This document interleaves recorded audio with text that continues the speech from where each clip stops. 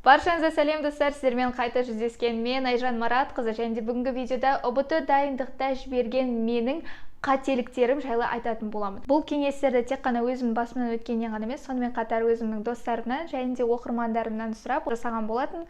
Сондықтан болашақ жас түлектер ұбт дайындықта қандай қателіктер жібермеу керек? Біз бастаймыз. ұбт-ға дайындалатын оқушылардың ең көп жіберетін қателіктерінің бірі ол түнде сабақ оқу. Өзіңізді қинатып тұрып, ұйқылы ояу сабақ оқығанша, одан қайта 7 сағат ұйықтап алыңыз, ертерек тұрып, таңда 1 сағат сабақ оқыңызшы, сол ақпарат сізде миыңызда көбірек сақталатын болады, және де таңертең адамның миы жылдам жасайды, және де ақпаратты жақсы қабылдайды. Келесі жіберген қателік, қосымшаларға барып жүрім, маған сол да жарайды деп сөйтіп дайындалу. Қосымшадан бөлек, ол жақта қабылдаған ақпаратты одан әрі есте сақтап, ұбт-ға дайындығыңыз жақсы болу үшін сіз үй жұмысын жасап, үйге келіп тағы оқу керексіз, өзіңіз өз бетіңізше эффективно дайындалғаның маңызды. Дайындыққа 100% салынған адам әрдайым өзінің қалаған жетістігіне жете алады. ұбт-ға дайындықтың ең маңыздысы ол база. ұбт ол IELTS сияқты да. Сен ағылшынды мықты білсең де, бірақ IELTS-та жақсы тапсырасың деген сөз емес. Неге? Себебі IELTS-тың өзінің форматы бар, оның өзінің логикасы бар. И тура сол сияқты да ұбт-да өзінің форматы мен логикасы болады. Мысалы, географиядан жақсы білсеңіз де, ұбт-дан жақсы аласыз деген сөз емес. Бірінші очередь жаңа бағдарламадағы кітаппен дайындалыңыздар. Менің кеңесім ұбт Books. Жаңа бағдарламада жазылған. Екіншіден, бұл кейбір кітаптарын ОТО-ның тестолог мамандары жазды. ұбт-да сұрақтарды құрастырған мамандар осы кітапты жазды. Прикиньте, мықты келмей қаяқта келеді дегенде ой сұрақтары. Үшіншіден, кітаптарда QR-код орналасқан, яғни сіздер мына QR-код арқылы видео сабақтары мен олардың телеграм каналдарында аудио сабақтарын көре аласыздар. Давайте сіздерге барлығын бір-бірден көрсетіп түсіндіріп шығайын. Бірінші бұл бізде математикалық сауаттылық. Жаңа бағдарламада жазылған кітап. ұбт-да келетін барлық тақырыптар қамтылған осында. Және әр тақырыпқа QR-код бар. Сол QR-кодты ашсаңыз, алғашқы 10 есептің шығарылу жолы көрсетіледі YouTube-та. Мен қазір сіздерге міне көрсетіп жатырмын. Және кітаптың артында барлық есептің жауаптары болады. Келесі бізде бұл Қазақстан тарихы, Жұбанышев. Бұл кітап жайлы барлығыңыз естіген боларсыздар. Бұның ерекшелігі телеграм каналда аудио сабақтары бар. Құлақ қапты киіп алып, өзіңізбен өзіңіз дайындала берсеңіз болады. Кітаптардың арасындағы ең үздік осы биология деп ойлаймын. Неге? Себебі біріншіден жаңа бағдарламада жазылған. Базаны құрастырған апайлар осы кітапты жазған, яғни тура осы кітаптан келеді. Гарантия 40+ алып шығасыздар. Үшіншіден, телеграмда тоже аудиолары бар. Және де төртіншіден, сұрақ-жауап форматында жазылған. Ешқандай артық әңгімесіз, сұрағы, жауабы. Міне. География кітабы жаңа бағдарламада жазылған, сұрақ-жауап форматында.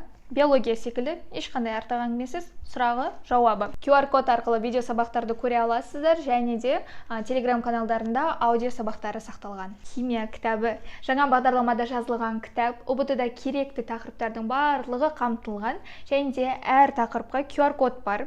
Сол QR-кодты ашсаңыз, алғашқы 10 есептің шығару жолы көрсетіледі. Мінекей мен көрсетіп жатқандай, міне YouTube арнасында есептердің шығарылу жолдары осылай шығады. Органика бөлім, екінші бөлім бұйырса қысқа шығатын болады. Теориялар толық қамтылған, контекст сұрақтар қамтылған тоже. Бәрінің таңдайтын физмат, физика кітабы. Теориялар мен есептер толық қамтылған, және де әр тақырыпқа 2 видео сабақтан жүреді. Біріншісінде ол есеп шығарып береді, ал екіншісінде тақырыпты түсіндіреді. Және де бұл кітаптың артында есептің жауаптары осылай беріледі. Математика кітабы 2 бөлімнен тұрады. Бұл кітаптарда да әр тақырыптың видео сабақтары бар, және де алғашқы 10 есепті шығарып көрсетеді. Кітаптың соңында барлық есептің жауаптары болады, и контекст сұрақтар тоже қамтылған. Келесі ол дүниежүзі тарих кітабы. Бұл да Жұбанышевтың кітабы. Барлықтарыңыз білетін, және де жаңа бағдарламада жазылған. Жылда сол кітап бойынша келеді, және де ерекшелігі телеграмда аудио сабақтары бар. Менің махаббатым ағылшын тілі кітабы жаңа бағдарламада жазылған, және де тестовик ретінде жазылған. Видео сабақтармен қамтылған, және де осы кітапты алатын болсаңыз, оның курсы сіздерге тегін жүретін болады. Ең қызығы бұл бізде ұбт күнделігі. ұбт-ға тиімді дайындалуға өте жақсы көмектеседі.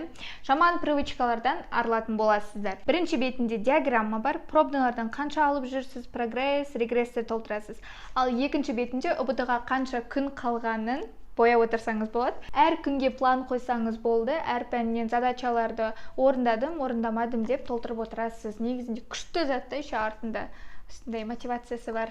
Ал енді осы кітаптарды қайдан алам, қайдан тапсырыс берем деген сұрақ туындап жатқан болар. Бұл кітаптарды осы официальный Instagram аккаунттарынан ала аласыздар, немесе мына жерге қазір нөмірлерін қалдырып кетемін. Бұл кітаптарды базарларда, дүкендерде сатпайды, тек осы өздерінің официальный сататын жерлері, осы яқтан тапсырысқа беріп алсаңыздар болады. Және де Айжан деген промокод айтатын болсаңыздар, сіздерге жеңілдік беріледі. Так что 11 класстар, давайте бос отырмаймыз, сабақ оқимыз, ұбт-ға дайындаламыз, және де армандарымызға жетуге тағы бір нық қадам жасайық. Мына қателікті тек қана мен емес, сонымен қатар өте көп оқушылар жасады десем қателеспеймін, себебі ертең точно дайындалам, бүгін шаршап тұрмын, ертең дайындалам деп күндеріңді өткізіп жіберу. Өзіңіз алдап сөйтіп отқанда уақыттың қалай зымырап өткенін байқамай қаласыздар. Келесі соған ұқсас қателіктердің бірі ол дайындықты басында күшті дайындалып, арада уже расслабон ұстап кету. Все, мен уже дайындалдым деп уже арғата ерініп кету. Себебі бастапқыда прям өте көп дайындалады да, енді ішпей жемей күні түні оқып сөйтіп выгоранияға түсіп кеткендерін байқамай қалады да, кейін уже ұбт-ның күндері санаулы болып жақындап қалған кезде ұбт-ға дайындықтары, желание мүлдем жоқ, оқымайды, шаршадым, үйттім деп сылтауратып, сонымен дайындықсыз ұбт тапсырады. Жалқаулыққа салынбай, ертең деп жүрмей, одан да дәл қазір дайындықты бассаңыздар. Қалыпты түрде дайындалуымыз керек қой. Дем алмау. Оқушылардың көптен жіберген осы қателігі негізінде біріншіден адамның денсаулығына зиян, екіншіден демалмағаннан сіз бір тезірек стресске және де выгоранияға түсіп кетесіз. Сондықтан дұрыс демала білу керек. 15 минуттай далада таза ауада серуендеп шықсаңыз да, оның өзі сіздің миыңызға, денсаулығыңызға қандай пайдасын тигізеді. Адамдармен араласуды ұмытпаңыздар. Кстати, ондай да оқушылар бар. Тіпті достарымен сөйлеспей кеткен оқушылар бар. ұбт-ға дайындалам деп, так что олай істемеңіздер, құрсын, болмайды. Әлеуметтік желіде, TikTokта сағаттап кіріп кету, құдайым-ау. Болады ғой, енді сабақ оқып отырасың, телефонға сообщение келеді, уведомление, кіресің, сосын бір қарасаң TikTokта отырасың, бір қарасаң уже 3 сағат отыр екенсің, сен TikTokта бүйтіп скроллить етіп әрбір видеоны. Ондай болмау үшін, либо өзің телефоныңа таймер қой, мысалға мен 1 сағат сабақ оқыдым, маған 15 минут телефонда соцсетте отыруға болады. Инстаграмды бір ақтарып шығып, TikTokты бір ақтарып шығып, 15 минут бөлемін деп, соған будильникпен жаңағыдай таймер қоюға болады, Немесе мүлдем әлеуметтік желілерді өшіріп тастаңыздар. Мысалға TikTokты өшірсеңіздер, сіздерге ешқандай зияны болмайды, шын айтайын. Тіпті сіздер түгілі мен блогер басыммен Инстаграмда өзімнің блогымды ысыра тұрдым. Бірінші орынға сабағымды қойдым, бірінші орынға ұбт дайындығымды қойып, блогымды кішкене тастап кеттім десем де болады, себебі сабақ бірінші орында бола тұру керек. Сіздер үшін, 11 класстар үшін. Уақыттарыңызды бос TikTokқа өткізгенше, сол кеткен жарты сағат, 1 сағат, 3 сағатты білімге арнаңыздар. Мама, философсың ғой. Кешірім сұраймын. Жылдың басында ұбт-ға дайындығымды бастаған кезде почему-то каким-то образом менің миыма андай ой келетін. Так, Айжан, сен ұбт-дан почему-то бір 140-тан 100 балл алатын сияқтысың. Білмеймін, ішкі түйсігім маған сөйтіп сен 100 балл алатын сияқтысың деген бір ой келді. Білмеймін, соған қатты сеніп қойдым ба, мен угадайте ұбт-дан қанша алдым. Мен ұбт-дан ұлттық бірыңғай тестілеуден 100 балл алдым. Және де бір рет емес, бірнеше рет 100 балл алдым. Сондықтан да визуализацияның енді рас өтірігін білмеймін, бірақ та өзіңізге дұрыс аффирмация қоя біліңіздер. Аффирмация. Адам өзінің миын не нәрсеге сендіреді, солай болады ғой. Сондықтан да өзіңізді 140-тан 140 алам, грантқа түсем деп сендіріңіздер. Түп санамен жұмыс істе дейсің ғой. Шучу. Келесі бұл қателік деп айтуға келмейді. Менің тарапымнан сіздерге кеңес десем де болады. Менің дайындығымды жеңілдеткен бұл квиздармен дайындалу. Квиздарды мен телеграм каналдардан тауып, сөйтіп әр жерден бір іздеп, достарымнан сұрап алып квиздармен дайындалған болатым. Қазақстан тарихы және дүниежүзі тарихтардан. Квиздар ойнап, есімде қалғаны бойынша орындадым. Білесіздер ме? Себебі маған андай кішкене креативті подход керек та, сабақты оқығанда. Мен просто монотонно зубрить ете алмаймын. 5 класс оқитын сіңілімнің өзі қызығып, менімен бірге сол квиздарды орындап дайындалды.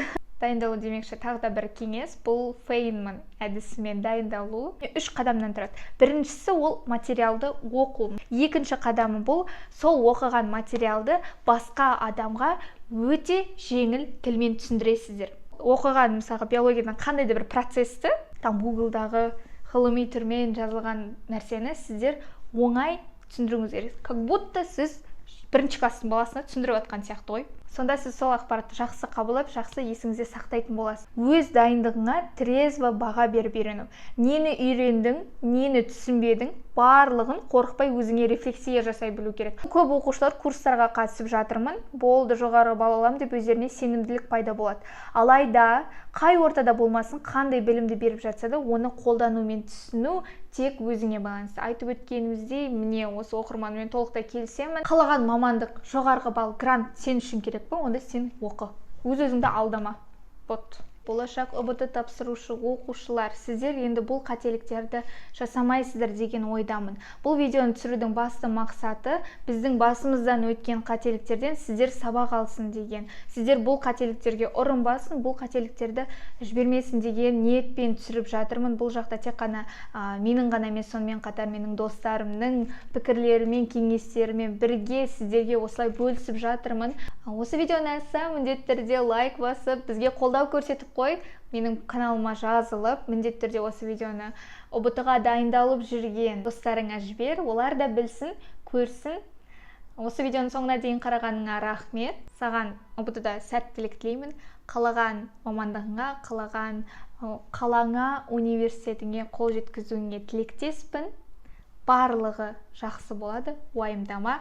Саған тек сәттілік тіледім. Сау болыңыздар, келесі кездескенше сіздермен Айжан Маратқызы.